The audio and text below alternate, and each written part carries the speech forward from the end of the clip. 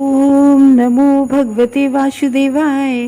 ओम नमो भगवते वासुदेवाय। तो आज हम लोग श्रीमद् भागवतम के इस तृतीय स्कंद के हम लोग 7वां अध्याय आज स्टार्ट कर रहे हैं। तो इस 7वें अध्याय का फर्स्ट हम लोग जो वो है श्लोका देखते हैं। और इस अध्याय का नाम है विदुर द्वारा अन्य प्रश्न।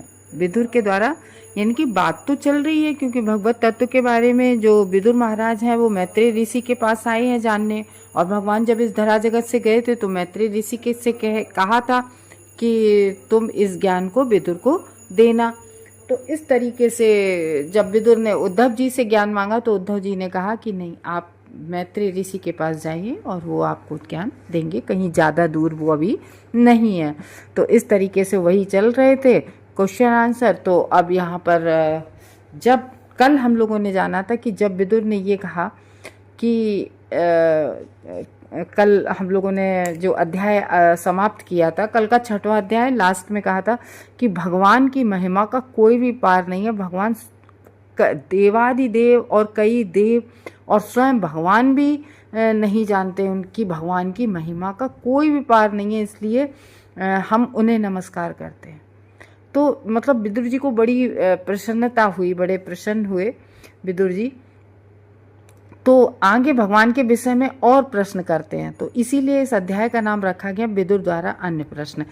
अब भौतिक जगत से ही देख लो, भौतिक जगत में जब आपको बहुत ही कौतूहलता जागती है किसी के बारे में, तो अच्छा ऐसा है, अच्छा और आगे बताओ, इस तरीके से। तो इधर क्योंकि यहाँ आध्यात्मिक प्रसंग चल रहा है, भगवत तत्व की बात चल रही है और दोनों महाभागवत हैं, तो इस तरीके से विदुर महाराज जी भगवान के बहुत बड़े भक्त हैं, तो भगवान के बारे में और जानना चाहते हैं। तो इस तरीके से हम लोग गुरु शिष्य परंपरा प्रणाली से जानते आए हैं कि जैसे वो नारद जी गए थे ब्रह्मा जी से भगवान के बारे में जानने के लिए, और बताओ, तो वो इस तरीके से।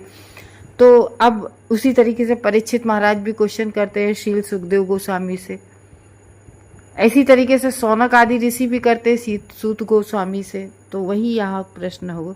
तो श्री शुक उवाच, अब सुखदेव गोस्वामी वो कह रहे हैं, एवं ब्राणम मैत्रेयम द्वैपान सुतो बुधा प्रीणयन्निव भारत्या विदुरा प्रत्यभासतः।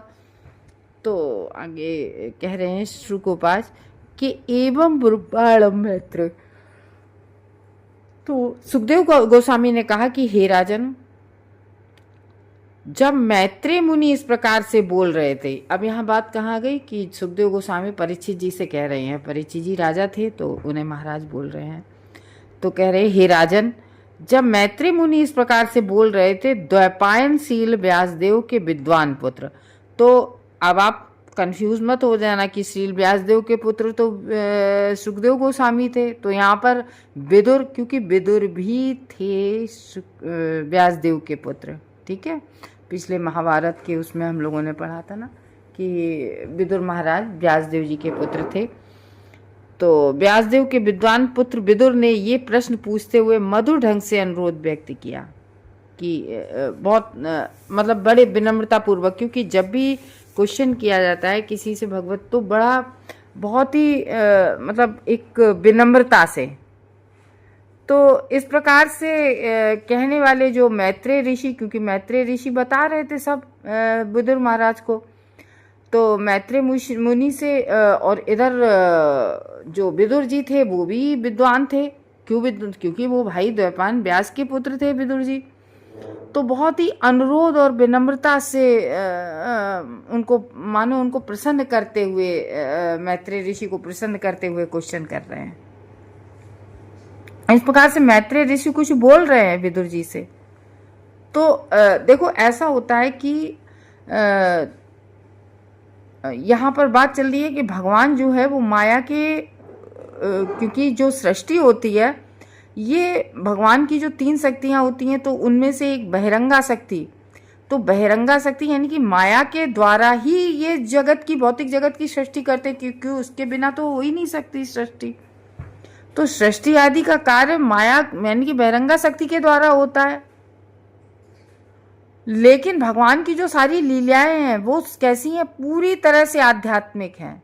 तो ये क्वेश्चन हो सकता है कि भौतिक जगत तो तीनों गुणों से संपन्न है, यानी कि भौतिक जगत माया देवी, और इधर भौतिक जगत में सत्वगुण रजोगुण तीनों गुणों का साम्य अवस्था में होते हैं, तो ये कार्य करते हैं।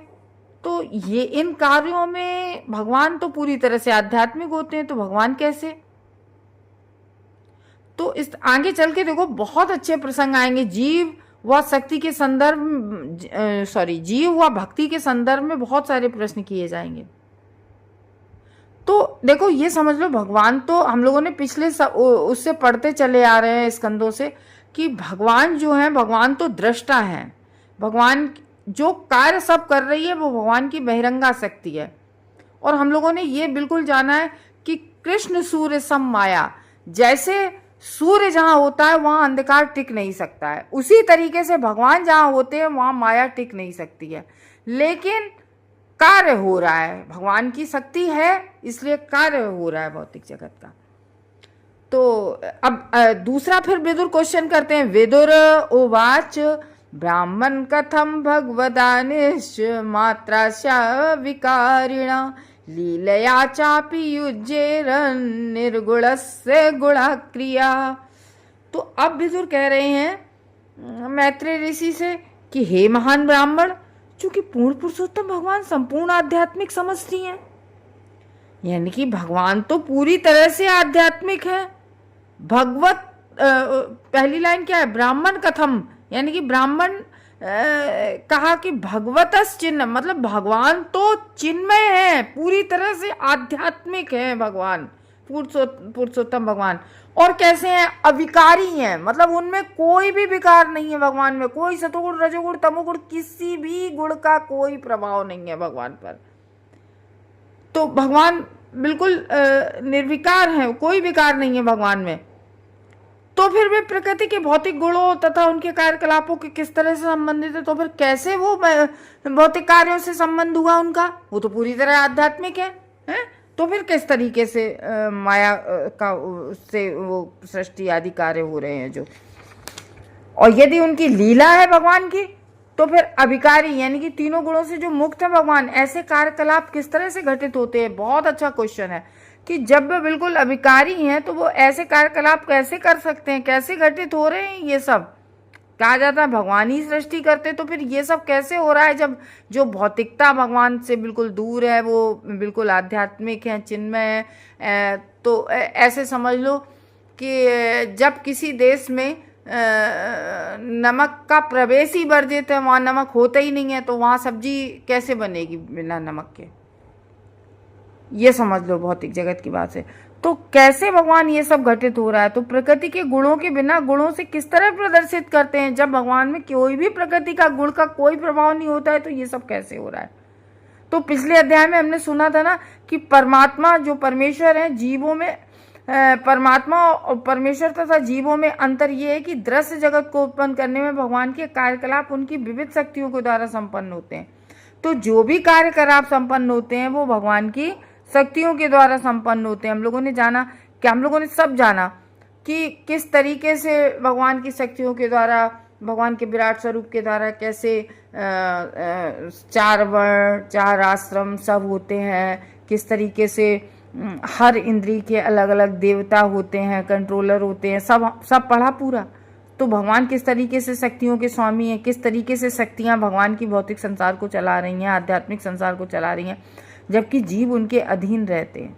तो विदुर जो है वो दिव्य कार्यकलापों के विषय में भगवान के प्रश्न पूछकर भ्रांत धारणा को गलत सिद्ध कर रहे हैं। अब ऐसे समझ लो, भ्रांत धारणा को सिद्ध कर रहे हैं। जैसे ऐसे समझ लो कि कोई टीचर है, कोई टीचर स्टूडेंट को पढ़ा रहे हैं, तो पढ़ा रहे हैं तो टीचर पढ़ाते पढ़ाते टीचर को ये अनुभव हो जाता है कि उसे पता रहता है कि हमारे स्टूडेंट सेटिस्फाइड नहीं है, हम जो समझा रहे हैं वो इन्हें समझ में नहीं आ रहा। उसी तरीके से मैत्रेय ऋषि को भी ऐसा आभास हो रहा है कि अभी विदुर महाराज पूरी तरह से सेटिस्फाइड नहीं है, तभी इस बात का क्वेश्चन कर रहे हैं कि भगवान जी तो आध्यात्मिक हैं आपने बताया, तो फिर भौतिक कार्यकलाप कैसे हो रहे हैं? यानी कि इस भौतिक संसार की सृष्टि भी हो रही है, संचालन भी हो रहा है, फिर संहार भी हो जाता है।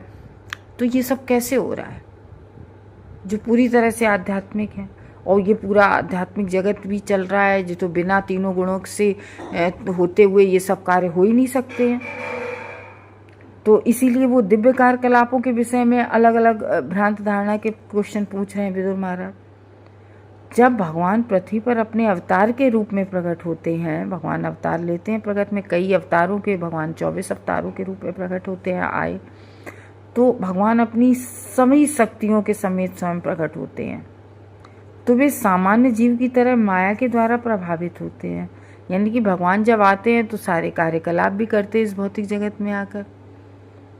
तो देखो हम लोगों ने इसीलिए सुना था भागवतम के जो 3rd कैंटो में हमने पढ़ा था, 3rd कैंटो का शायद 23 या 18वां शायद श्लोक है।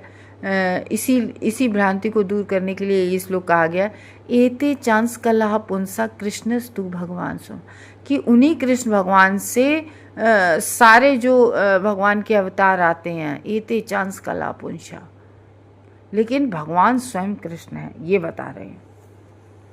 तो कम बुद्धि वाले कुछ लोग दार्शनिक की धारणा वाले होते हैं जो भगवान तथा जीवों के पद को एक ही स्तर को मानने लगते हैं। तो विदुर तो मैत्रेय मुनि के इन तर्कों का खंडन करते सुन रहे हैं। तो इस श्लोक में भागवतम को चिन्मात्र यानी कि पूर्णतः आध्यात्मिक भागवतम को बतलाया गया।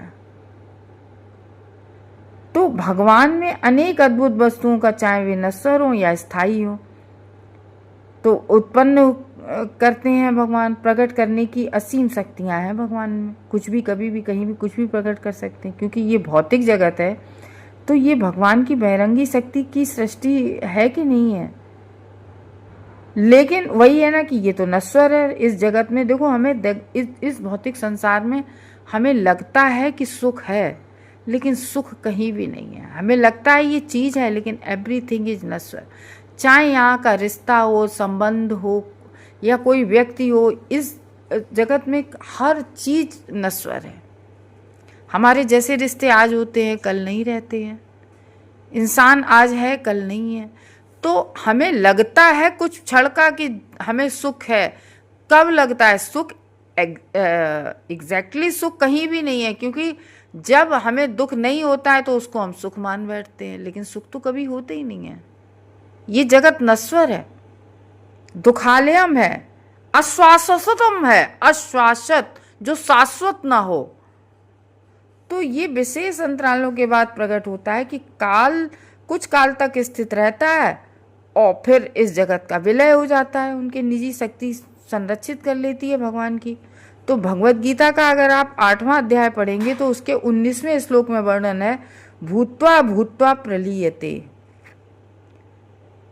तो प्रलय होती रहती है समय समय पर, किंतु उनकी अंतरंगी शक्ति की सृष्टि आध्यात्मिक जगत और भौतिक जगत की तरह नश्वर ना होकर सनातन है भगवान का जो आध्यात्मिक जगत है। और भगवान का जो दिव्य ज्ञान, ऐश्वर्य, शक्ति, ये भगवान के जो भगवान है ना, षड ऐश्वर्यों से युक्त है।